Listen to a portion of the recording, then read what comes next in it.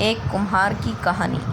युधिष्ठिर नाम का कुम्हार एक बार टूटे हुए घड़े के नुकीले ठीकरे से टकराकर गिर गया। गिरते ही वह ठीकरा उसके माथे में घुस गया। खून बहने लगा। घाव गहरा था।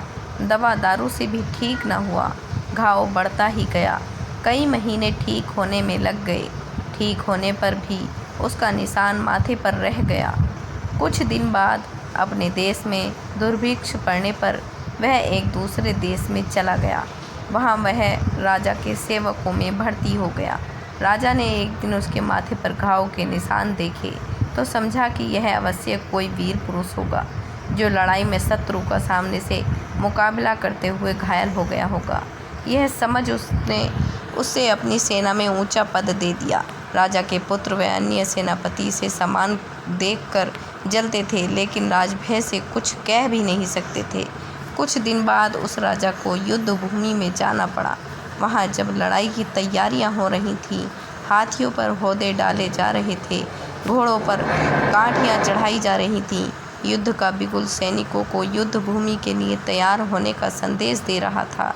राजा ने वश युधिष्ठिर कुंभकार से पूछा, वीर, तेरे माथे पर यह गहरा घाव किस संग्राम में शत्रु का सामना करते हुए लगा था?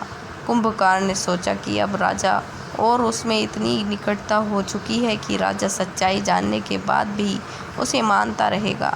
यह सोच उसने सच बात कह दी कि यह घाव हथियार का घाव नहीं है, मैं तो कुंभकार हूँ।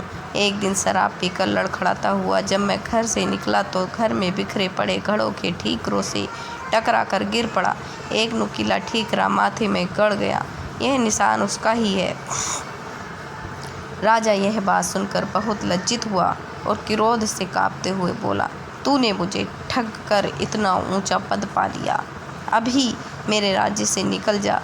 कुंभकार ने बहुत अनुनय विनय की, मैं युद्ध के मैदान में तुम्हारे लिए प्रणाम दे दूंगा, मेरा युद्ध कौशल तो देख लो। किंतु राजा ने एक बात न सुनी। उसने कहा कि भले ही तुम सर्वगुण संपन्न हो, सूर हो, किंतु तेरा जन्म हुआ है वह शूरवीरों का नहीं है। तेरी अवस्था उस गीदड़ की तरह है जो शेरों के बच्चों में पलकर भी हाथी से लड़ने को तैयार न हुआ था।